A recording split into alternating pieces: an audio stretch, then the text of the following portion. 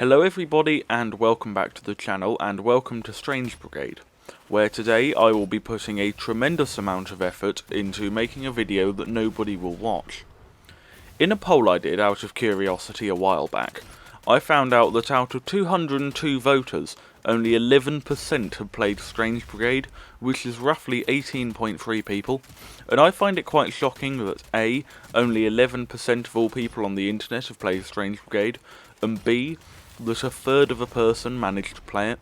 So for all three of you watching this video, please like and subscribe, and also please join my Discord server. Additionally, whilst Strange Brigade does give weapon statistics, they aren't super in depth, so this video will be quite subjective.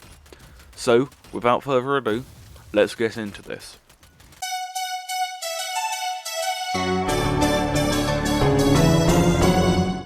In 17th place, we have the Leamington Model 14, a double-barreled shotgun based on the M30 drilling. Despite the M30 drilling having a third barrel chambered in rifle rounds in real life, the rifle barrel in-game is unusable, which is disappointing, especially seeing as in Zombie Army 4 they made it so it just had 3 shotgun barrels. But they didn't even do this in Strange Brigade, turning the Model 14 into a double-barreled shotgun that's about as generic as a Carrera Hellcat. The Model 14's range is disappointing. It is very powerful at point blank, but ineffective at anything past that. The fire rate is decently quick, but the weapon has enormous bloom, meaning that you will have to fire very, very slowly if you wish to fire accurately, which with range this poor you will. Additionally, the drilling has very slow, very frequent reloads, which makes dealing with enormous hordes quite difficult, which in a horde game is quite annoying. In 16th place we have the Colbeck Wildfire, which is based on the PPSH-41. The Colbeck has an enormous 71 round capacity, which is excellent, but it falls short in basically every other area. The Wildfire's accuracy is exceptionally poor, with insane amounts of bloom that render this weapon useless even at very short ranges. This would perhaps be fine if the weapon had decent damage per shot, but it doesn't even have this, with its stopping power being on par with a small, leaking water pistol. And not only is this submachine gun inaccurate, uncontrollable and weak, it also lies to you, much like Boris Johnson or any other member of the Conservative Party for that matter. The fire rate is hyped up by the in-game description as being biblical, and by the stat bars being on par with the Stoudenmire 960, which we will get to much later in this video, but it is both not as fast as the Stoudenmire, and also not fast at all. It's no slouch, but for a PPSH, especially one this inaccurate, I was thoroughly disappointed. Now we have escaped the weapons that are truly awful, and have arrived in the abode of weapons that are just bad, forgettable, or mediocre. In 15th place we have the Mikhailov 38, which is based on the G43. The Mikhailov is a high damage, highly accurate semi-auto, with enough power and range to knock out any target at any range with relatively little effort. However, the Mikhailov's fire rate is achingly slow, which is very disappointing, and its tiddly 4-round magazine is unusable. The Mikhailov is a classic case of a gun that isn't bad, it just isn't good in the game it's in. If this was in, say, Sniper Elite, it would be great, but in a fast-paced, spray-and-pray horde shooter like Strange Brigade, it struggles to keep its head above water. In 14th place we have the Royce M33 Carbine, which is based off the MAB 38. Much like its Sniper Elite 4 counterpart, the Royce tries to bridge the gap between rapid-fire, high-recoil PPSHs and the lower recoil, more sensible submachine guns, and much like its Sniper Elite 4 counterpart, it ends up being quite bad. The Royce tries being everything to everyone, but as the Lib Dems know, that is a losing battle. It's too inaccurate and high recoil for people who like slower SMGs, but it's too slow and too low capacity for the people who like the high fire rate, inaccurate SMGs. It's not woeful, and its 50 round capacity is very nice, but it really isn't up to much. In 13th place we have the Eastleigh M1, which is based off the Mosin Nagant.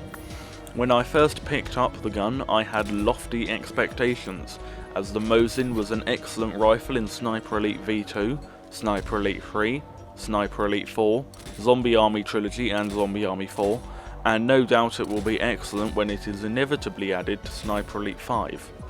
Needless to say, Rebellion has a soft spot for the old Mosin, and that is why the Eastleigh's lackluster performance in Strange Brigade is so surprising.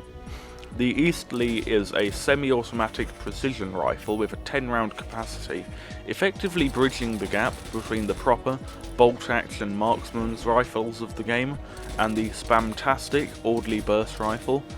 However, the Eastleigh fails to leave much of an impression. It does its job well, but it's somewhat mediocre, and it struggles to keep up with the rapid gameplay of Strange Brigade. Now we're getting into the territory of guns that are worth using. In 12th place we have the Kingsley Special Repeater, which is based off the Sten Mark II. The Kingsley effectively does the job of the Royce M33 but much better.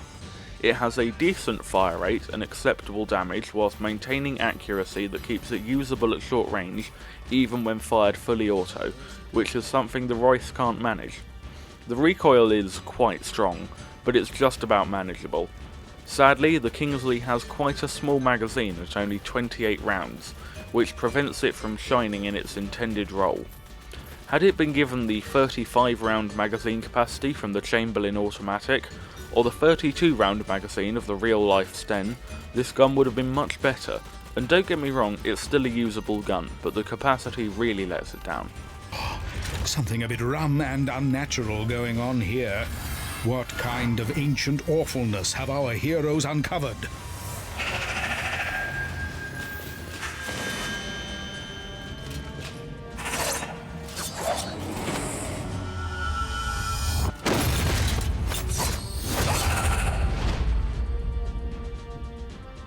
In 11th place we have the Thompkins M1, which is based on the M1A1 Thompson. The Thompkins' angle is that it basically serves as an accurate submachine gun that trades in its crowd control ability and proficiency at close range for the ability to hit and kill targets at longer than usual ranges, and it does this well. The Thompkins is accurate even when fired on full auto, although if you're mag dumping this thing, which you shouldn't be, once you get to the final half of your magazine you'll find it loses its touch at range. Additionally, the Thompkins has the fastest reload speed of any weapon in the game. The Thompkins is only held back truly by two things. The first of which being its 20 round magazine, which is fine when fighting at range, but once you start getting overrun, which happens a lot in this game, you'll find the Thompkins struggles up close. And the other thing that holds it back is the Chamberlain automatic rifle, which is just as good at range and much better up close. Now we have reached the guns that are actually really good. In 10th place we have the Ensham Mark III, which is based on the Enfield. The Ensham works as the game's final, biggest and most accurate marksman's rifle, and it does this well. Unlike the previously discussed Eastleigh and Mikhailov, which are held back by their magazine-fed designs, the Ensham utilises a reloading method wherein the capacity is only 1, but it is reloaded every time the bolt is cycled, effectively making this thing a bottomless magazine. The system is used a lot in game, so to prevent this lengthy and rather boring explanation from occurring again, I'm going to refer to this system as repeating, as opposed to magazine fed. The Ensham is the most accurate weapon in the game, which is very nice and it's incredibly powerful. However, it is also predictably the slowest firing weapon in the game, so you'll have fun when the weapon inevitably lets you down at close range. The Ensham is best as part of a squad. Have the other people handle the close range threats and focus on taking down anything at a distance, because by God will you be able to do it. In 9th place we have the Hyde & Sons 303 Huntsman, which is based on the Ross Mark III rifle. The Huntsman is a repeating marksman's rifle with an excellent ability at range. It is similar to the Ensham, but in my opinion slightly better. Despite being less accurate and weaker than the Ensham, the Huntsman has a superior rate of fire and the unique quirk that it has penetrative bullets, allowing you to get collaterals aplenty. This effect can be placed on any other weapon, with the use of a certain upgrade gem, but not having to use a gem is a huge plus and it really makes this weapon stand out. And it's not like the weaker damage and worse accuracy when compared to the Ensham even matters that much, as the Huntsman is still deadly accurate and very powerful. Realistically, anything that the Ensham can one-shot, the Huntsman can one-shot as well, whilst having the bonus that its penetrative rounds and superior fire rate make it better at crowd control. Overall, this is a very competent rifle. In 8th place we have the Eastleigh Express, a sawn-off double-barrel shotgun. The Eastleigh is supposedly a relation of the Leamington Model 14, despite the fact that it's clearly not based on the drilling and shares its name with the M1, this game's version of the Mosin Nagant. Nomenclature aside, the Express is just that, expressly good at murdering hordes of cadaverous cads and mummified bounders. Despite the in-game statistics saying otherwise, the Express is better at range than the Model 14 due to its exceptional damage, which is the highest in the game. The weapon also has much less bloom and a faster reload speed, allowing the user to properly lay down fire without sacrificing lethality. Overall, the Express is a superior alternative to the Model 14 in every way, and it looks way cooler. In 7th place we have the Chamberlain automatic rifle, which is based on the OVP. The Chamberlain is the closest thing we have to an assault rifle in the game, being accurate and effective at range with good damage and fire rate. Simply put, if you don't know what you're going up against or you're deeply unimaginative, take the Chamberlain, because much like the Volkswagen Golf, it'll work in any given situation with remarkably little thought on your end. The Chamberlain also has a rather generous 35 round magazine capacity, which nicely ties up this versatile little package of automatic fire.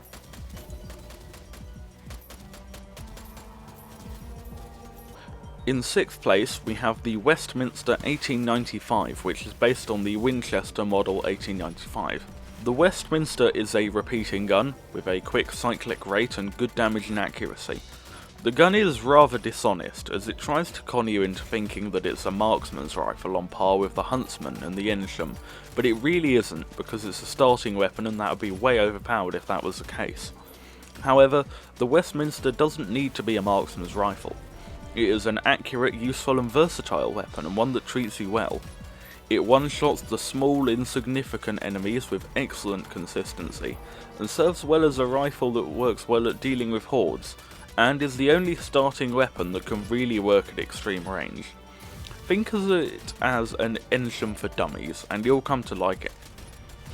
In 5th place we have the Stoudenmire 960, which is based on the FNAB. It juxtaposes Sniper Elite 4's FNAB, being incredibly rapid, high capacity and low damage, which is everything its Sniper Elite cousin was not. The Stoudenmire has a glorious 80 round capacity, which is excellent, the highest fire rate in the game, surprisingly good accuracy and recoil control, which allows it to be used at decent ranges, which feels rather dirty. The Stoudenmire is the perfect weapon for when you're trapped in a tight arena and need to dish out a lot of damage in a very short time. This gun is everything the Wildfire should have been, and I love it, because not only is it viable and effective in almost every situation, it has character. Speaking of character, the 4th place entry has none of it. The weapon in question is the Audley A40 Exemplar, which is based on the grease gun. To quote Robert Burns, the Exemplar is the chieftain of the versatile submachine gun race. The Exemplar acts effectively as a flat improvement to the Chamberlain automatic rifle, boasting good damage, decent fire rate and great accuracy, and a sterling ability both at outrange and up close. It may be somewhat boring, but damn it works well. In 3rd place we have the Gehrig-Delgane S1, which is based on the Kakano, and is in my humblest opinion, the best marksman rifle in the game. The Gehrig is insanely accurate and incredibly powerful, however it has a rather sizable ace up its rather sizable sleeve. This weapon basically acts as a stepping stone between the woefully slow Mikhailov and the whole lot of nothing Eastleigh M1. The Gehrig has a 6-round magazine and a very fast semi-automatic fire rate, which makes it intensely effective at both range and point blank, a trick that no other rifle can pull off quite like this thing can. If you want high DPS at any range, the Gehrig should be your first and last choice. In second place we have the AB Woolf Slamfire, which is based on the Winchester Model 1897 trench gun. The AB Woolf Slamfire is a damn effective gun. It uses a repeating feed system, making it the only shotgun that can consistently lay down close-range suppressive fire. Additionally, the Slamfire is even more effective at range than both the Model 14 and the Express, as I'm not sure why, as it doesn't have the damage of the Express or the supposed range of the Model 14. But somehow, the Slamfire continues to slap hard all day, all night, and at all ranges expected for a weapon of this type. With excellent crowd control ability, power and versatility, what's not to like about this shotgun?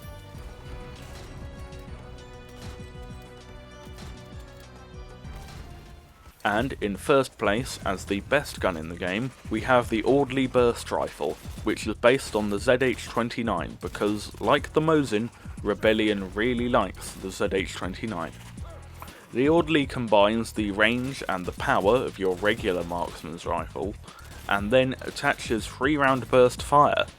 The weapon is actually very versatile when it comes to fire rate, as it can be fired in semi-auto, which can be achieved by tapping the trigger, or it can be fired in your choice of 2 or 3 round burst, which can be decided by holding down the trigger for the appropriate amount of time.